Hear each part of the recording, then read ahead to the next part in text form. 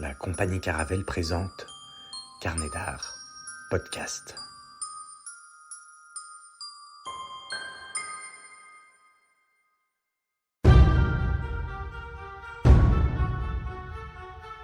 Allô, ici Antoine Guillot, merci d'être à l'écoute de cette série de podcasts produite par la compagnie Caravelle et Carnet d'art. Ce programme s'appelle Comment ça va le monde ? Le principe est simple, un invité tout au long d'une saison pour se laisser le temps du développement de la pensée autour d'un sujet particulier. Cette saison, nous partons en révolution. En se plongeant au cœur de la réforme protestante, nous tomberons dans les bras de Luther, de Thomas Müntzer, Calvin. C'est avec Étienne que nous nous demandons donc comment la réforme protestante a conditionné notre rapport contemporain à la modernité, à la République, à la démocratie. Étienne, professeur de philosophie et de français en filière technologique et générale en lycée agricole, titulaire d'un master en philosophie des religions à l'école pratique des hautes études. Genève et Calvin, mariage de foi ou de raison. Bonjour Étienne. Bonjour. Alors, effectivement, là, on part du côté francophone de l'Europe, après être resté un long moment sur l'Allemagne, qui est quand même le berceau de cette réforme protestante. Qu'est-ce qui se passe à peu près à la même époque de ce côté-là du Rhin ? Alors effectivement, nous avons vu dans le sillage de Martin Luther et de Thomas Müntzer que la réforme protestante a pris naissance en Allemagne, qui n'est pas encore une nation, qui est sous la férule du Saint-Empire romain germanique, et que cette réforme a pris naissance dans la langue allemande avant de se propager dans tout l'Empire, tout le Saint-Empire romain germanique, mais aussi à ses frontières. Ainsi, les guerres des paysans dont nous avons parlé, dans lesquelles les spectres de la guerre civile et de la guerre de religion se sont engouffrés, s'étendent non seulement dans l'Empire, mais aussi en Alsace, en Lorraine, en Franche-Comté et en Suisse. Et en Suisse, évidemment, on va le voir, on va tomber sur la République de Genève. Tout à fait.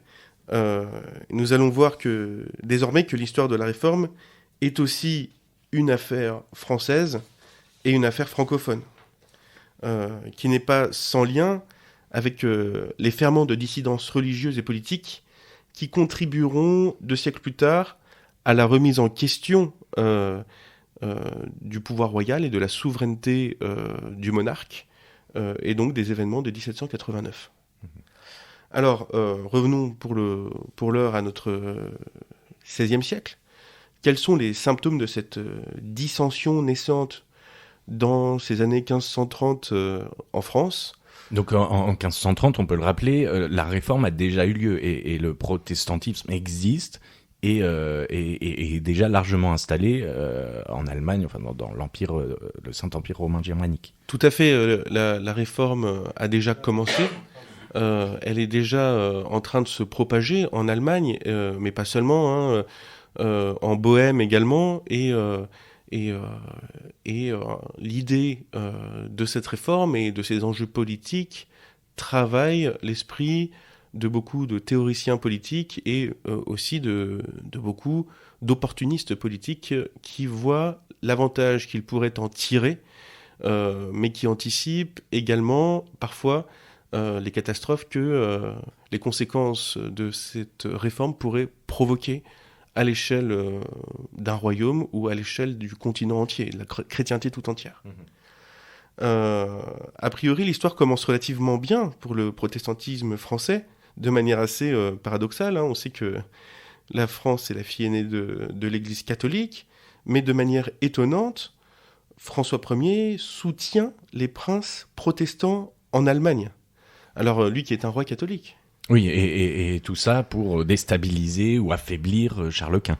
Tout à fait, il se délecte du pourrissement de la situation au sein de l'Empire, dirigé par son éternel rival, l'empereur du Saint-Empire, Charles Quint lui-même. Et donc, pour des raisons de stratégie géopolitique, le royaume de cette France, qui est la fille aînée de l'Église, contribue à la propagation de la réforme en Allemagne. Parce que François Ier a tout à fait confiance que c'est un facteur de division qui fait son jeu. Tant que Charles Quint est occupé à régler des affaires internes des dissensions allemandes, il ne s'occupe pas de faire la guerre à François Ier.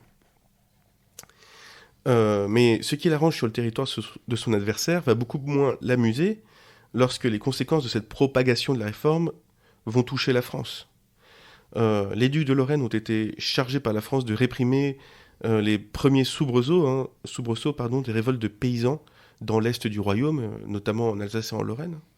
Mais malgré ça, François Ier fait preuve d'une tolérance relative vis-à-vis de la réforme.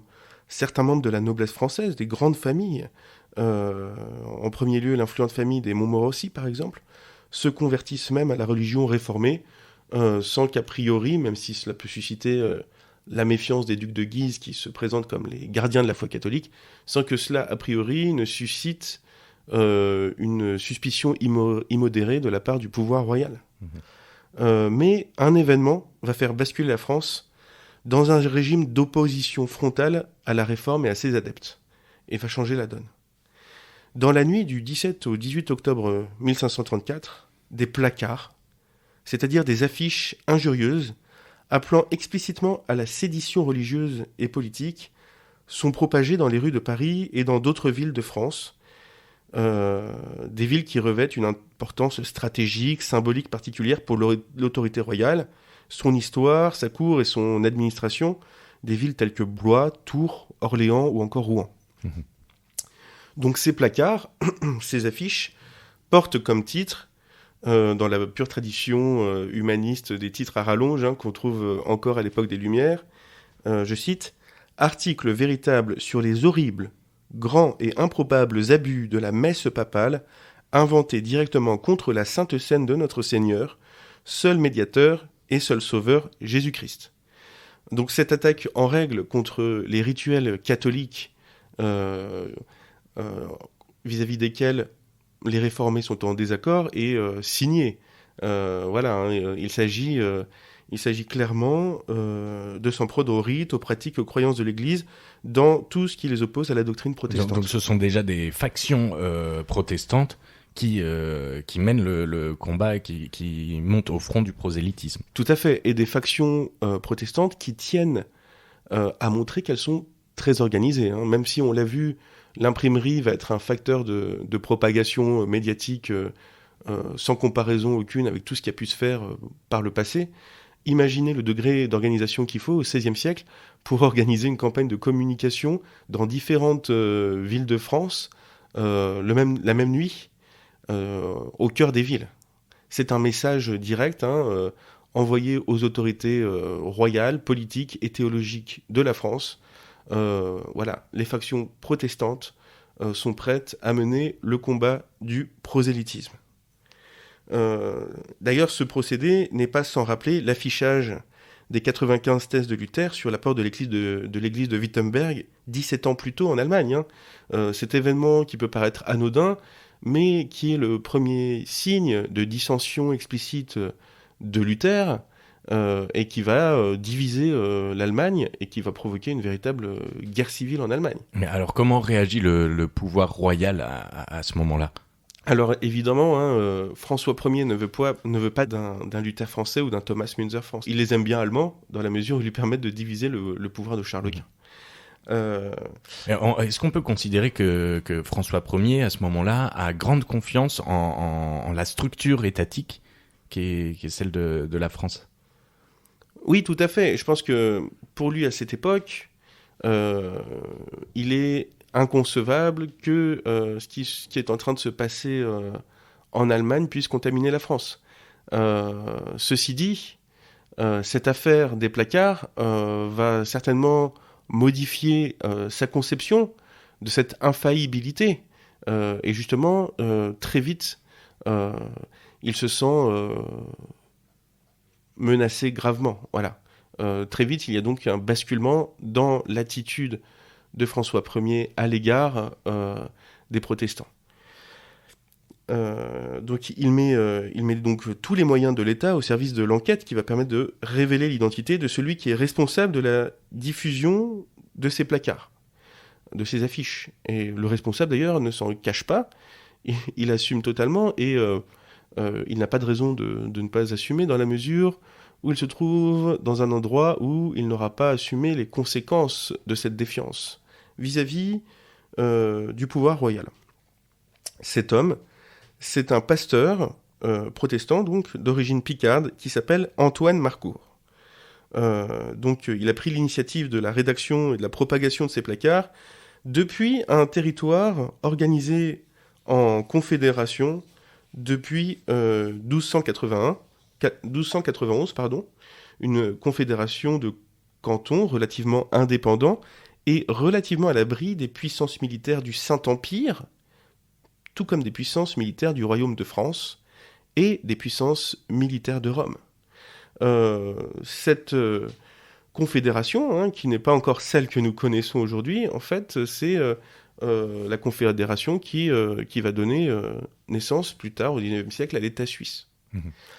Donc, que fait ce pasteur picard en Suisse? Il y a été appelé par un autre Français 4 ans plus tôt, un Français qui s'était donné pour mission de persuader les différents cantons de cette confédération d'adhérer à la réforme protestante. Cet autre Français, c'est Guillaume Farel, qui, 4 ans avant l'affaire des placards, avait déjà convaincu les autorités de la ville de Neuchâtel de passer à la réforme. Le système de confédération de la Suisse, déjà en cette première partie du XVIe siècle, laisse beaucoup de marge de manœuvre, beaucoup de liberté aux conseils municipaux composés, on l'a vu dans notre dernier entretien, sur le modèle de l'Allemagne, en grande majorité de bourgeois, en grande majorité pour leur part favorables à la réforme au nom d'intérêts de classe bien compris. C'est ce qu'expliquera Friedrich Engels au XIXe siècle dans son livre dédié à la guerre des paysans. Donc fort de ce succès à Neuchâtel, Farel s'apprête à tenter l'expérience à Genève. Il a donc besoin d'un pasteur chevronné pour le remplacer à Neuchâtel, raison pour laquelle il a fait appel à Antoine Marcourt. Farel va prêcher à Genève de 1532 à 1536, année durant laquelle cette ville, Genève, à l'image de Neuchâtel, passera à son tour à la Réforme. Farel obtient alors un poste politique dans cette République de Genève, puisqu'il devient ministre du culte de la ville. Pour l'aider à gérer l'ampleur des tâches administratives, théologiques et politiques qui vont permettre de pérenniser les acquis de la Réforme à Genève, Farel va faire appel à un autre théologien d'origine picarde, lui aussi, Jean Calvin. Qui est Calvin ? C'est un intellectuel de premier ordre. Il a étudié la philosophie à la prestigieuse faculté que l'on appelle le Collège de Montaigu, à Paris, en compagnie de grands philosophes et de grands théologiens de son époque, dont certains d'entre eux auront une immense influence sur l'histoire de la chrétienté, comme le catholique espagnol Ignace de Loyola, le fondateur de l'ordre des Jésuites, qui est un ordre qui se donnera pour mission de former des intellectuels à la hauteur des défis posés par la réforme protestante à la théologie catholique.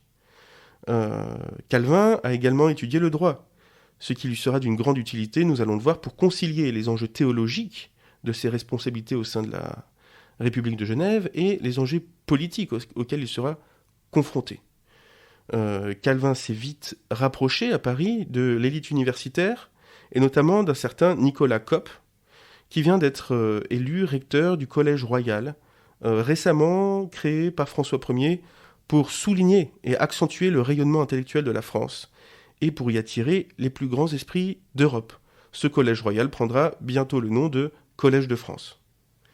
Mais lors de son investiture en tant que recteur, le 1er novembre 1533, Nicolas Cop évoque de manière frontale la nécessité d'une réforme religieuse en France.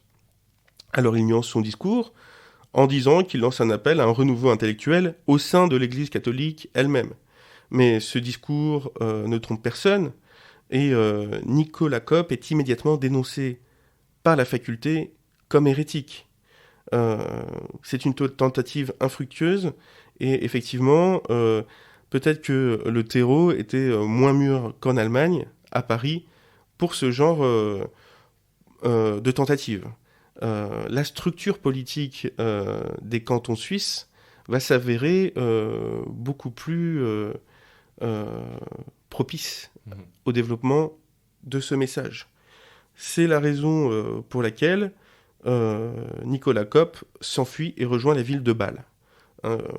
Les différentes républiques, les différents cantons suisses ont été des refuges pour beaucoup d'intellectuels français, mais aussi allemands, menacés par les pouvoirs de leur royaume respectif. Calvin, qui était proche de Coppe, et cette proximité était de notoriété à l'université, doit quitter Paris pour les mêmes raisons. On retrouve alors sa trace entre Noyon, Angoulême et Orléans, mais suite à l'affaire des placards en 1534, il est contraint de quitter la France. Il rejoint alors Coppe à Bâle. C'est dans ces circonstances que Farel fait appel à ses services en 1536. Calvat vient alors de publier un ouvrage qui a très vite acquis une grande renommée auprès des réformés francophones et qui s'intitule « L'institution de la religion chrétienne ».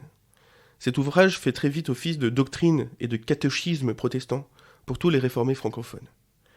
Entre 1534 et 1536, Calvin vit entre Bâle et Strasbourg, Strasbourg qui est une ville libre, qui est un autre refuge pour les protestants, mais qui se retrouve bientôt au cœur de la guerre sans répit que se mènent François Ier et Charles Quint. C'est ainsi que, bon gré mal gré, il se retrouve à Genève, ville dans laquelle il n'a pas envie de rester, malgré les appels de Farel.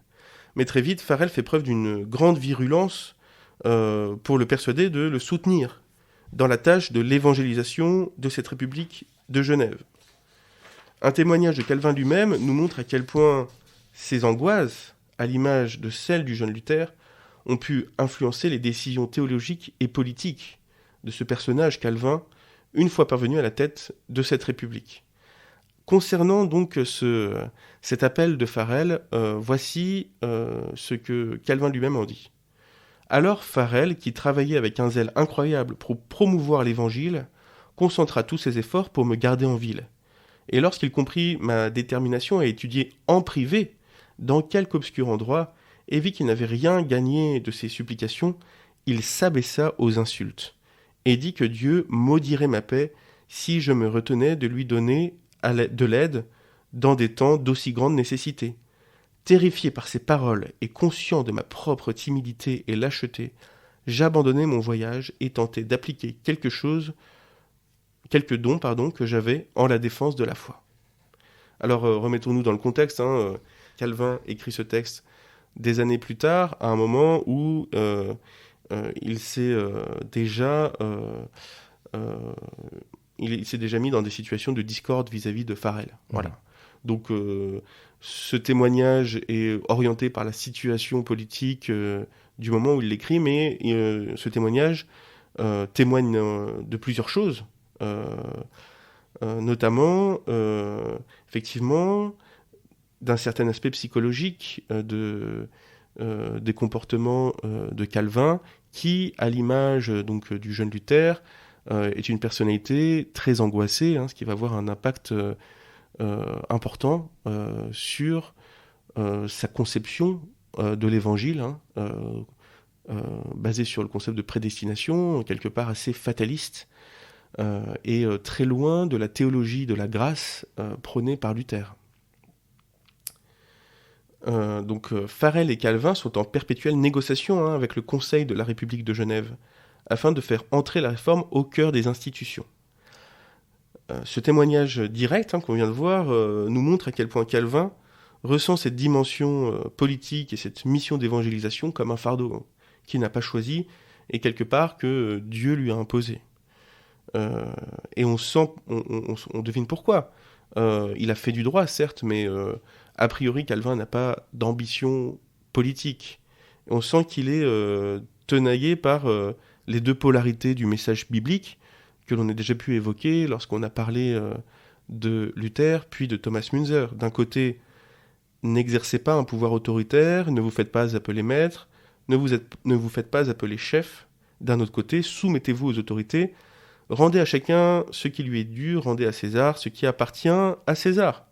Le problème étant, lorsque une responsabilité politique vous incombe, le problème étant le suivant, comment Calvin va-t-il se sortir de cette contradiction apparente, à savoir comment s'assurer que nul ne se fasse appeler maître si lui, Calvin, ne dispose pas lui-même de l'autorité politique qui lui permet de garantir qu'aucun citoyen ne prenne le dessus sur un autre.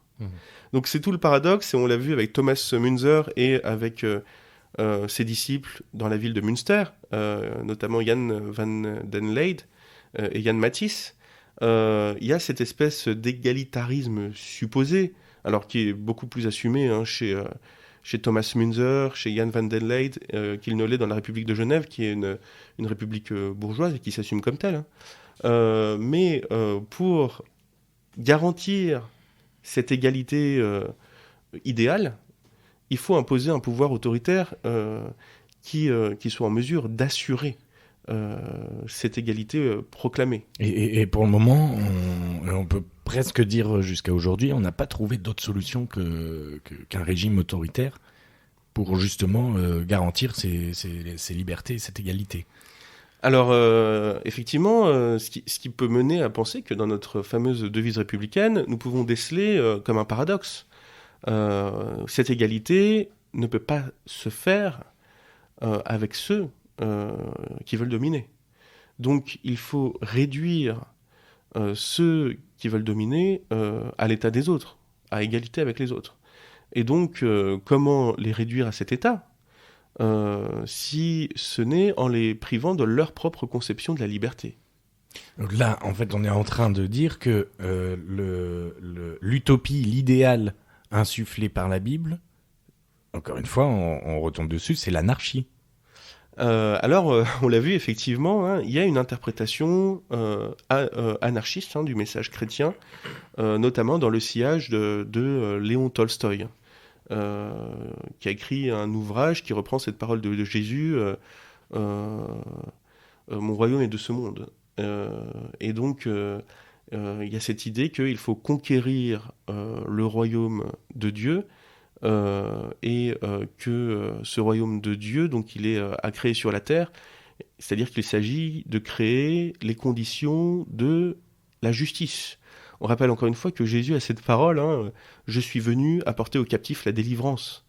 Ce message de délivrance, évidemment, quand vous êtes paysan au XVIe siècle, mais on aura peut-être l'occasion de le voir, quand vous êtes aussi esclave africain déporté en Amérique au XIXe siècle, il est très concret ce message de délivrance, cette promesse de délivrance, elle est très concrète et elle légitime la révolte.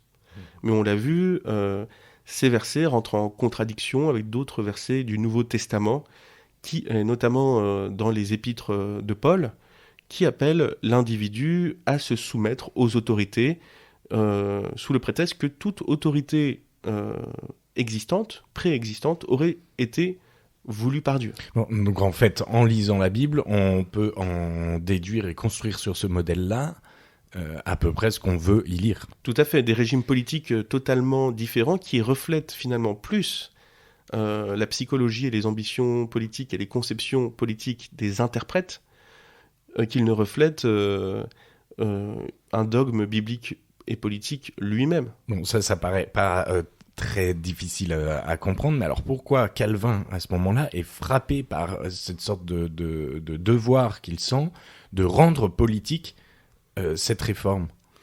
Alors, on va voir que c'est très particulier dans le cas de Calvin.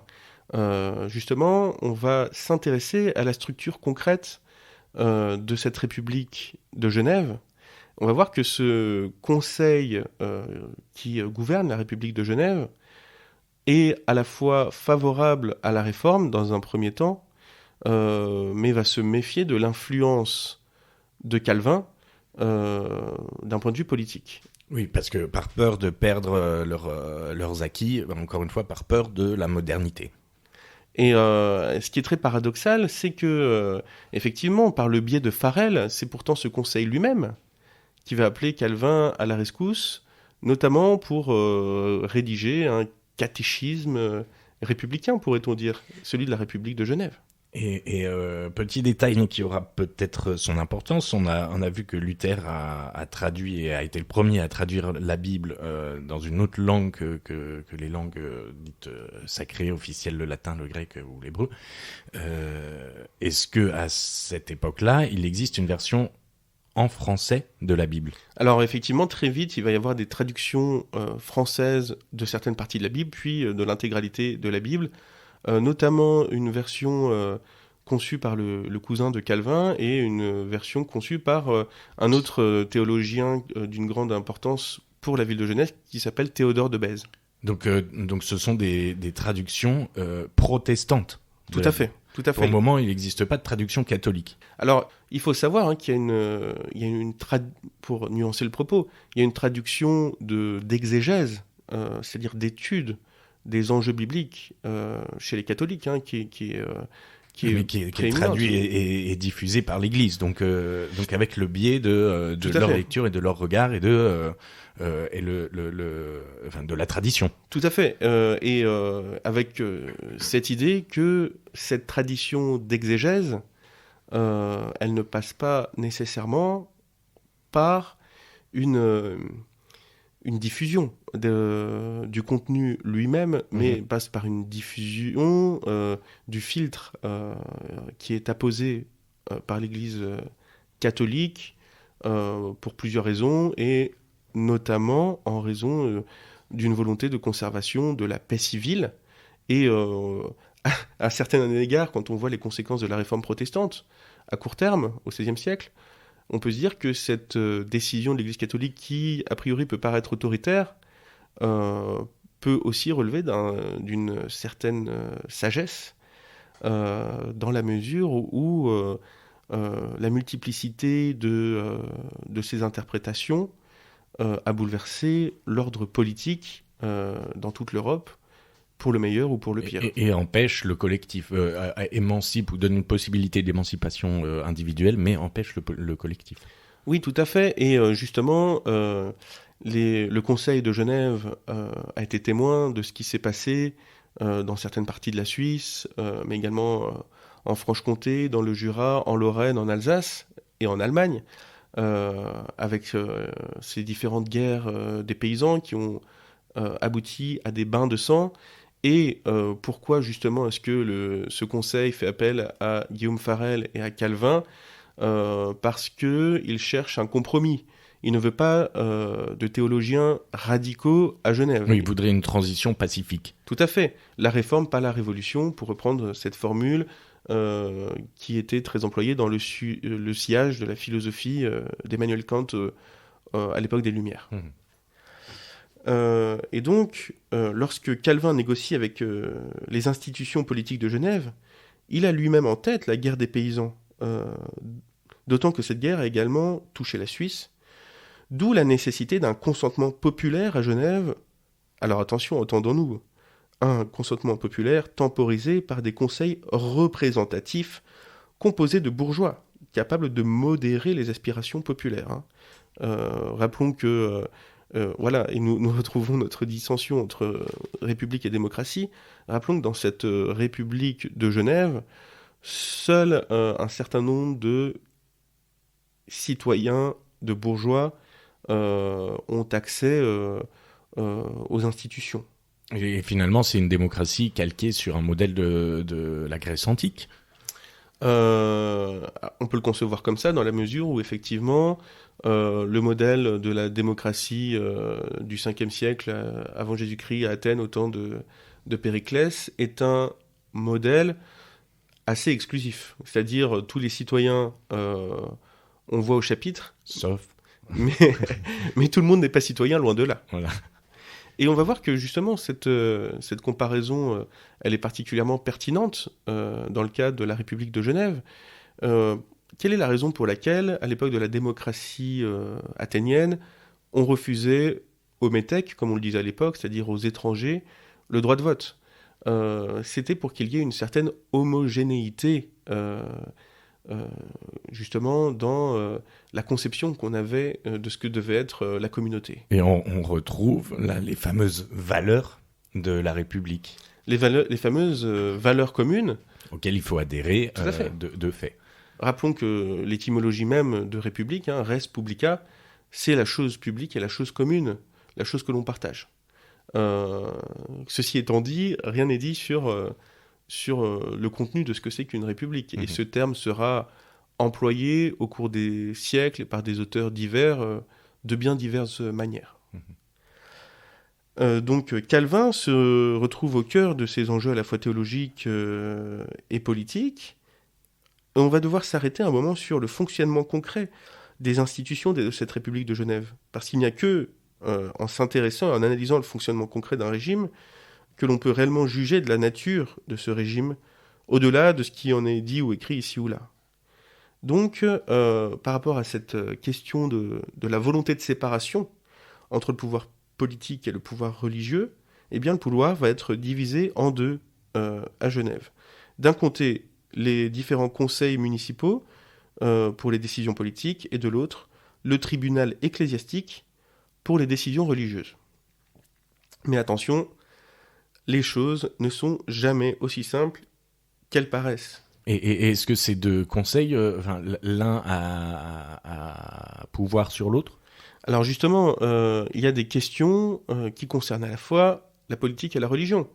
Les questions d'excommunication, par exemple, parce qu'on parle encore d'excommunication dans la conception calviniste de la communauté protestante.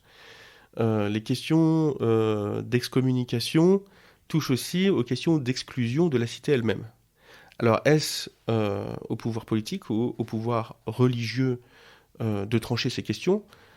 C'est tout à fait le genre de débat, de discussion qui a lieu à cette époque. À ce moment-là, il faut donc trouver un consensus. Tout à fait. Ce qui n'est pas évident dans la mesure où les membres du Conseil changent régulièrement et dans la mesure où le Conseil est donc plus ou moins favorable à la réforme. Donc il y a un jeu d'équilibre à trouver. Parfois, ce sont ceux au sein de la République de Genève que Calvin appelle les libertins, c'est-à-dire c'est un autre terme pour lui pour désigner les hérétiques, ceux qui refusent de se conformer à sa vision du christianisme. Et parfois, ce sont ces libertins qui, comme il les appelle, qui sont au pouvoir au Conseil. Dans ces cas-là, les négociations sont plus âpres que lorsque le Conseil est composé majoritairement de membres favorables à la réforme et à l'autorité théologique de Calvin lui-même. Et ces libertins, ils pouvaient être, entre autres, catholiques ? On va voir que ça va être de plus en plus compliqué d'être catholique à Genève. On va voir que Calvin va imposer aux citoyens de Genève une profession de foi et qu'il y aura une atmosphère de suspicion qui va très vite être instaurée dans cette République de Genève. Parce que pour une transcription politique de la réforme, en fait, s'impose une radicalité. Oui, cette radicalité peut prendre plusieurs formes.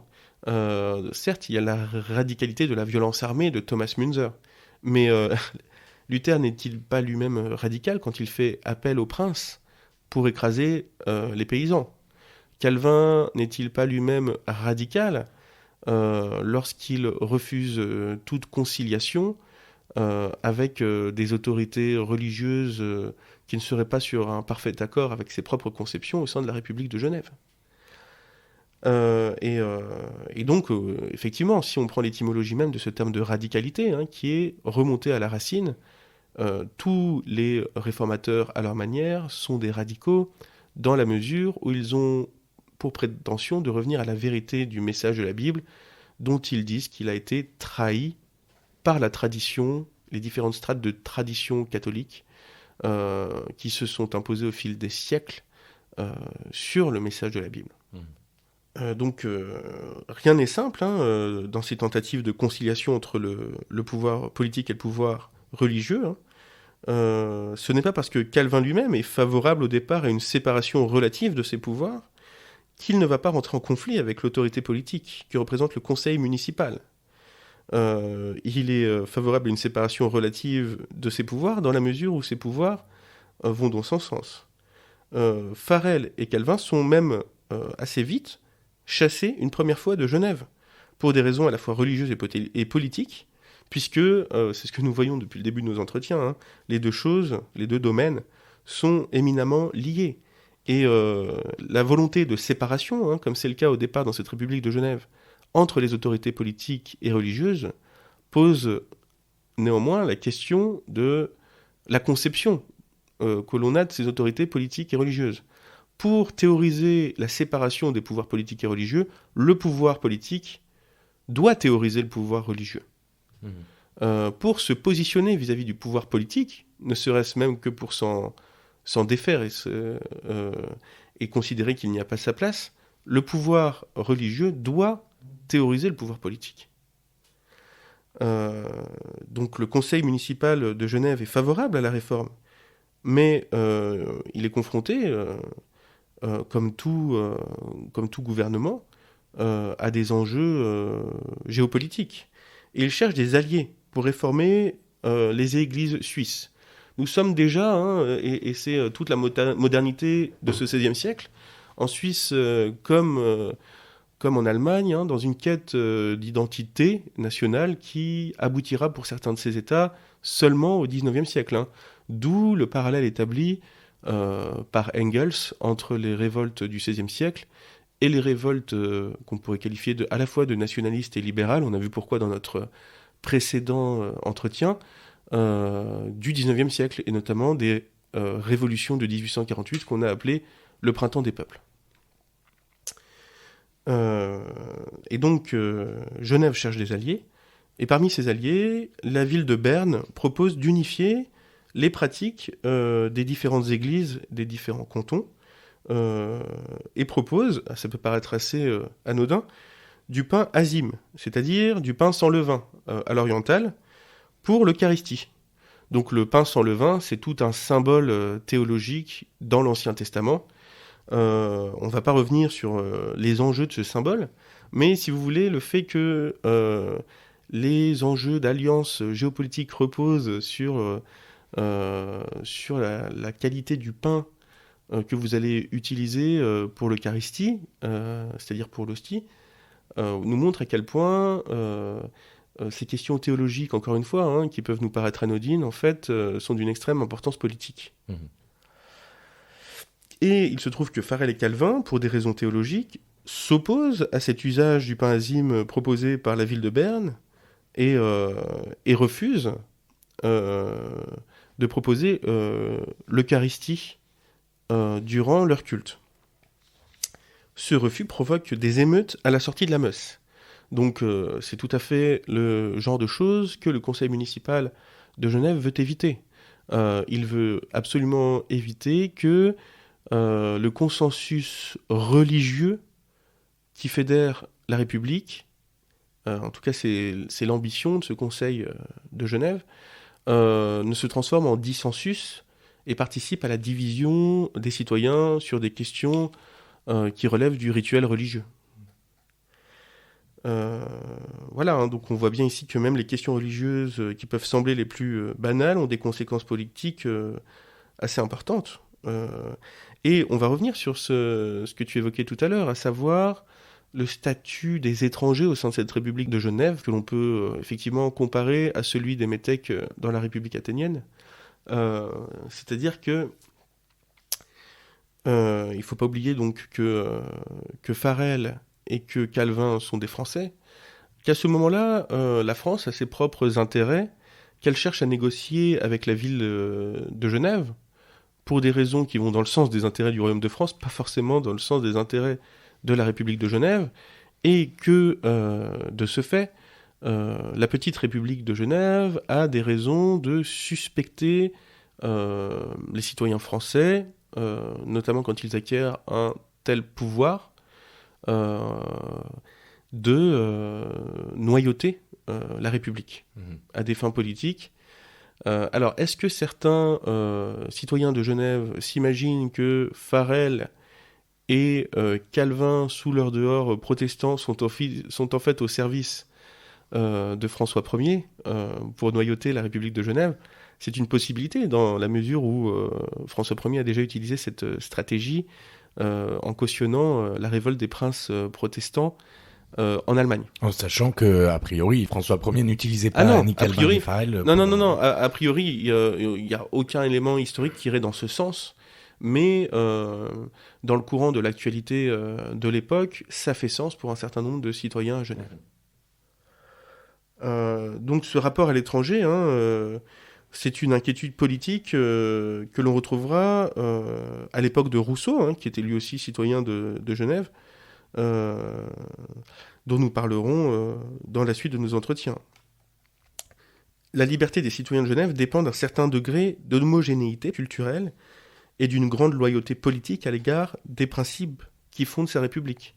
Et donc là, dans les enjeux de l'homogénéité vis-à-vis des références culturelles, voire des valeurs religieuses, effectivement, on trouve un certain nombre de thèmes qui sont d'actualité dans notre République.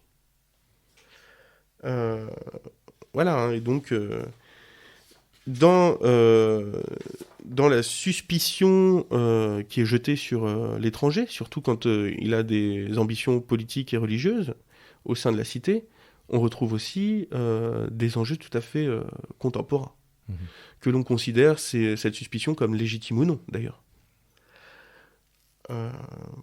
Donc, une fois expulsé, Calvin retourne à Strasbourg, qui a également une place prépondérante dans la réforme protestante en tant que ville libre, mais bientôt un cardinal.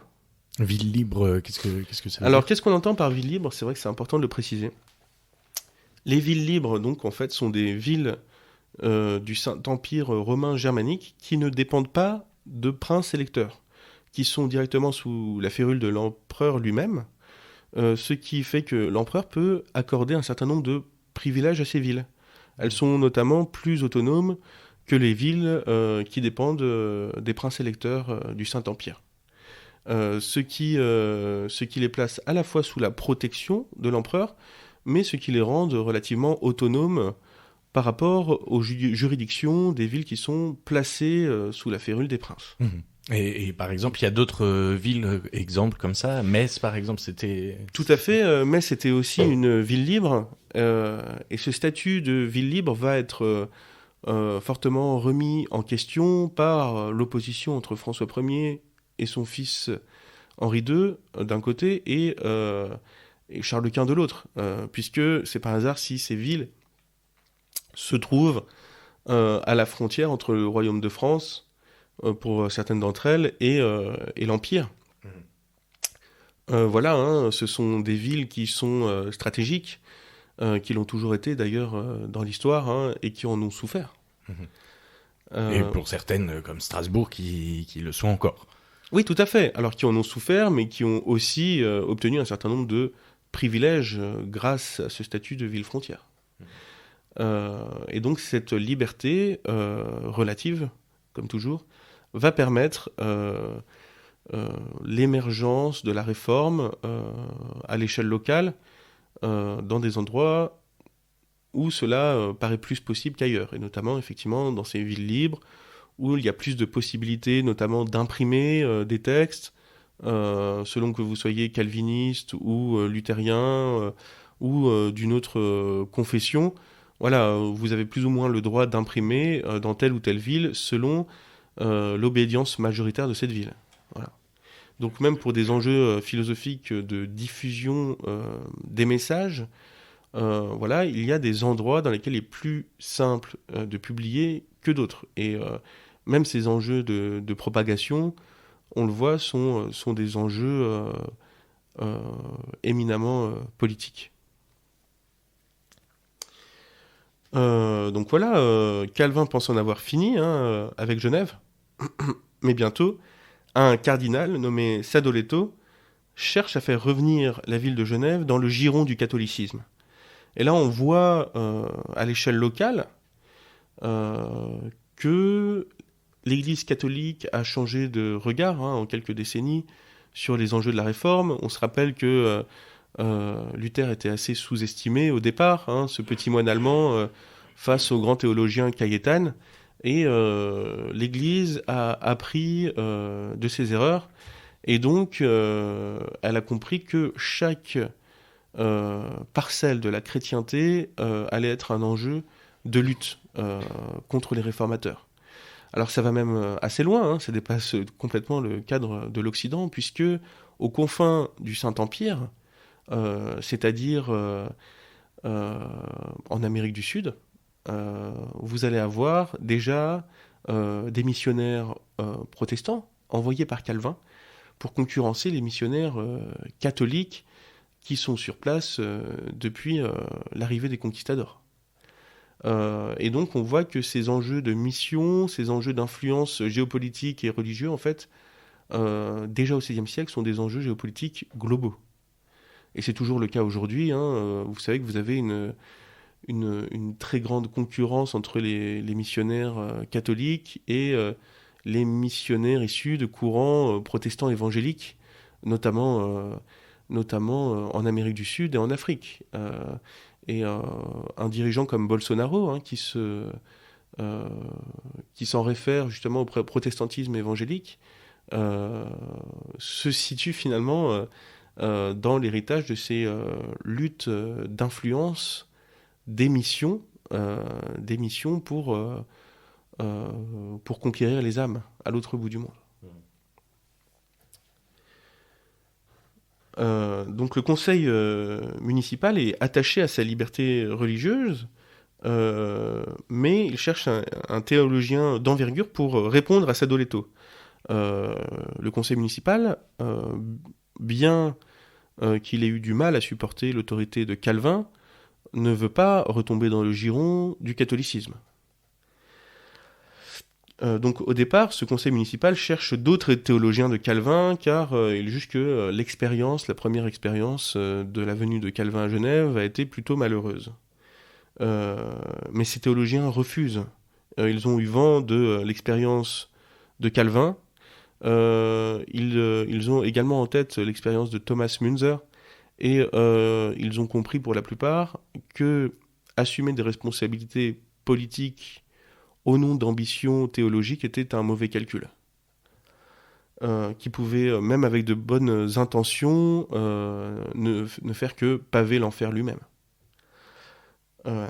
Et donc, quand, bon gré mal gré, le conseil municipal de Genève demande à Calvin de revenir, ce dernier commence par répondre, je cite, « Je préférerais mourir 100 fois que de retourner à cette croix sur laquelle je périssais 1000 fois chaque jour. » Ce qui montre que, effectivement, Calvin est quelqu'un d'extrêmement angoissé, mais pour qui cette gestion politique est un fardeau. À moins que Calvin n'écrive cela que pour simuler l'humilité afin d'obtenir encore plus de pouvoir. Nous allons le voir, c'est une théorie qu'on peut émettre à l'aune du degré d'autoritarisme qu'il va manifester une fois qu'il en aura la possibilité et que le conseil municipal lui sera plus favorable.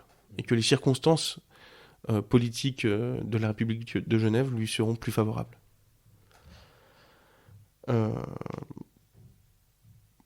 Donc voilà, cette gestion théologique de la ville de Genève, avec les conflits politiques permanents qu'elle suppose, est un véritable fardeau pour Calvin. Cette cohabitation avec le conseil municipal est complexe pour lui. Donc nous allons nous interroger sur la nature de ces conflits.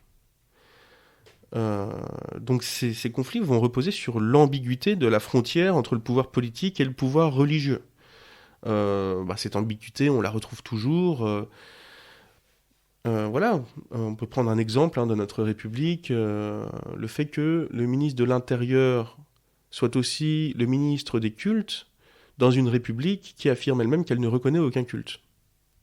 Donc il y a déjà une notion presque de laïcité dans les fondements de la République de Genève, même si dans les faits, elle est protestante.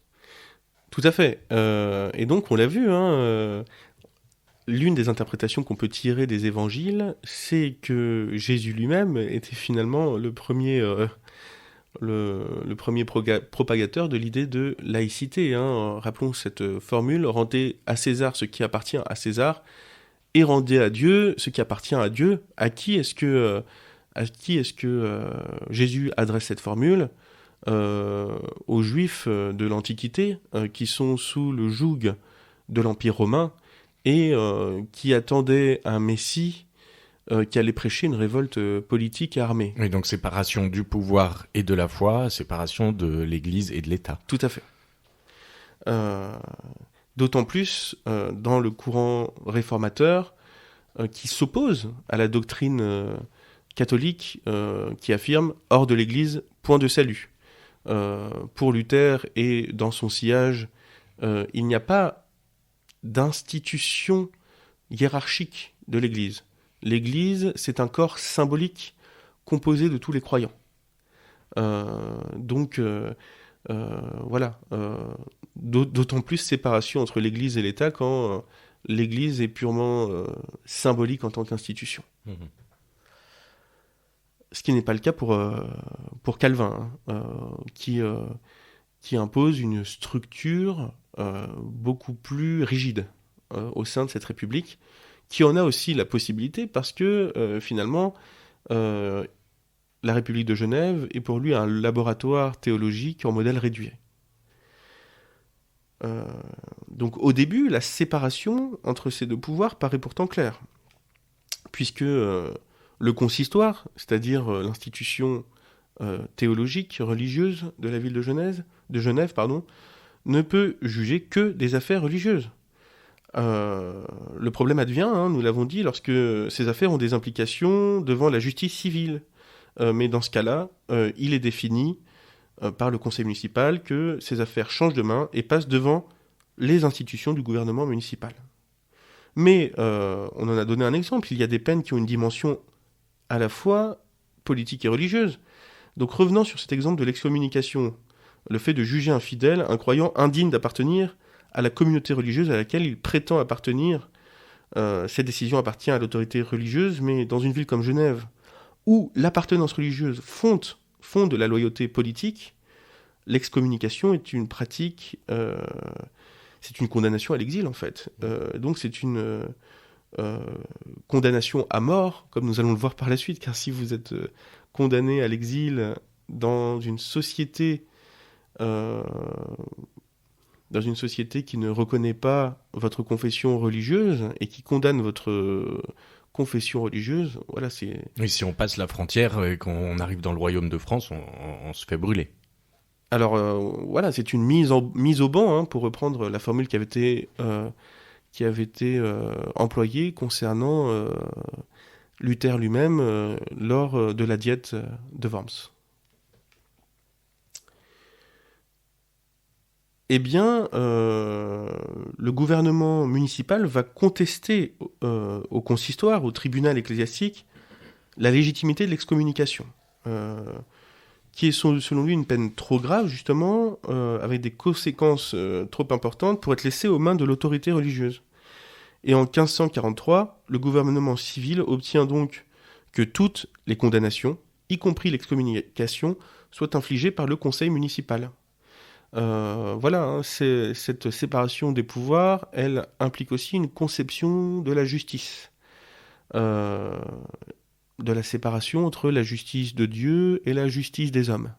La justice de Dieu est une justice absolue, la justice des hommes est une justice relative qui tient compte des circonstances.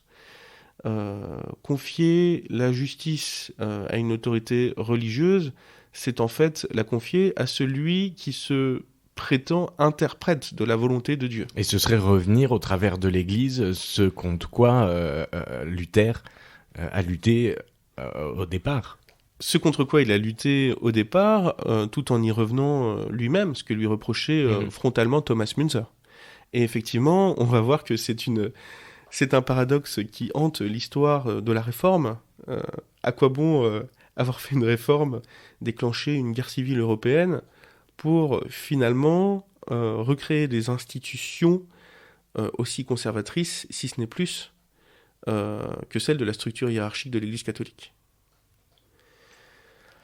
Donc cette question de l'excommunication est un enjeu majeur, parce que si Calvin avait été exclu de Genève une première fois, ce n'est pas seulement à cause de ces histoires de pain azime dont on a parlé tout à l'heure, c'est aussi parce que Farel et Calvin avaient rédigé en 1537 une confession de foi, on en a déjà un petit peu parlé, dont ils exigeaient qu'elle soit signée par tous les habitants de Genève, sous peine d'excommunication. Donc, c'était aussi une stratégie pour Farel et Calvin de s'immiscer dans le domaine politique. Cette immission, elle se fait parce qu'ils se rendent bien compte que leur conception religieuse implique une conception politique. Encore une fois, c'est intéressant, quand on parle de laïcité, on parle nécessairement de séparation. Séparation entre le sacré et le profane. Mais cette séparation elle-même, on l'a vu, est une exigence qui vient de la religion. Voilà, parce qu'elle définit ce qui est sanctifié et qui ne l'est pas. Alors la laïcité inverse les rôles. On parle d'ailleurs de sanctuaire, pour parler des lieux où la laïcité doit être appliquée, ce qui est intéressant. C'est-à-dire le lieu séparé, le lieu saint, devient le lieu où la laïcité est appliquée de nos jours.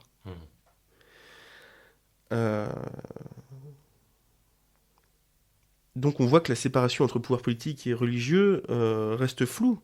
Par ailleurs, par l'intermédiaire de ses partisans, Calvin va user de son influence pour évincer peu à peu ses opposants au sein du conseil municipal. Donc derrière ces déclarations selon lesquelles cette gestion politico-religieuse du pouvoir de la République de Genève est un fardeau, on voit qu'il y a une stratégie politique. Rappelons que Calvin est un homme qui a étudié dans les plus éminentes facultés de Paris, qui a fait du droit, qui est aussi capable de stratégie politique pour arriver à ses fins au sein de cette République et pour imposer sa conception de la République chrétienne idéale. Genève commence par accueillir, justement en considération de cette influence progressive de Calvin sur le conseil municipal, des réfugiés calvinistes, et par conséquent les élections de ce conseil lui deviennent favorables. Donc on voit bien quels sont les enjeux qui consistent à préserver un certain degré d'homogénéité dans une société donnée. Voilà, ce qui pose une question qui est aussi d'actualité, l'intégration massive et brutale d'individus étrangers à une république ne menace-t-elle pas son équilibre politique ? Encore une fois, quelle que soit la réponse qu'on apporte à cette question mérite d'être pensée, ne serait-ce que pour émettre des objections qui sont au fondement du contrat social qu'on veut établir. Voilà, c'est une question qui revient aussi régulièrement que brutalement dans les débats concernant tout régime politique. Et notamment, à chaque fois, c'est une question qui revient notamment dans les promesses électorales, mais qui n'est jamais accomplie d'ailleurs. La question du droit de vote des immigrés. Voilà. C'est une question qui est souvent remise sur le tapis par la gauche, mais qui n'est jamais accomplie parce qu'effectivement, derrière, il y a le spectre de la perte de l'unité, de la perte de l'homogénéité des croyances et des valeurs. Et c'est une question que, justement, comme on l'a dit, qu'on retrouvait déjà au sein de la démocratie athénienne de Périclès. Donc on est dans cette situation désormais où Calvin, qui avait été exclu de Genève une première fois, devient maintenant politiquement majoritaire. Alors, pourquoi n'utilise pas ce pouvoir pour se débarrasser purement et simplement du conseil municipal qui entrave parfois sa volonté lorsqu'il ne lui est pas favorable, afin de gouverner par lui-même ? Eh bien, il y a plusieurs raisons. D'abord, d'un point de vue politique, on l'a dit, Calvin sait qu'il a besoin du consentement de la population pour ne pas être dépassé par une secte protestante plus radicale qu'il ne l'est lui-même. Voilà, nous l'avons vu, c'est un des mécanismes qu'on pourrait dire systématiques de la logique révolutionnaire. Une fois que vous avez chassé la classe que vous dénoncez comme autoritaire et que vous avez pris sa place au pouvoir, vous devez conserver ce pouvoir et donc vous méfier non plus de ceux que vous considériez comme conservateurs, mais de ceux que vous considérez désormais comme trop radicaux et progressistes. ceux qui étaient jadis assez zélés pour vous permettre de prendre le pouvoir et que vous devez désormais contrôler. Donc voilà, c'est aussi une leçon qu'il tire des différentes expériences de la réforme qu'on a déjà pu observer à cette époque en Allemagne. Donc voilà, c'est toute l'ambiguïté de la réforme protestante, on en a parlé dans nos entretiens précédents, hein, qui prétend désacraliser et délégitimer la hiérarchie de l'Église catholique. Et d'ailleurs, cette prétention va d'ailleurs très très loin, hein, puisque par exemple, vers 1545, des médailles sont frappées sur lesquelles on peut voir la tête du pape. Et donc en inversant le haut et le bas de la médaille, on y voit la tête du diable. Et on y trouve cette inscription « L'Église perverse a le visage du diable ». Le problème, c'est qu'effectivement, vous rentrez dans une sorte de jeu enfantin, dans laquelle chacun montre l'autre du doigt en disant que c'est lui l'hérétique, et que c'est lui qui est au service du diable. Et on retrouve encore une nouvelle fois ce problème. Hein. Quand vous commencez à délégitimer l'autorité, qu'elle soit politique ou religieuse, vous pouvez très vite vous retrouver, à votre tour, victime de cette entreprise de délégitimation. Voilà, hein, c'est un problème qu'a rencontré Calvin, et c'est un problème que rencontrera Cromwell, un autre protestant qui s'inscrit à sa manière dans le courant du calvinisme après lui. Et donc, le risque que vous encourez, c'est toujours d'instaurer un régime plus autoritaire que celui que vous prétendiez contester au nom de votre idée de la liberté. Et on va étudier dans notre prochain entretien un exemple flagrant de cet autoritarisme employé par Calvin au nom d'une certaine idée de la liberté. Merci Étienne. Merci.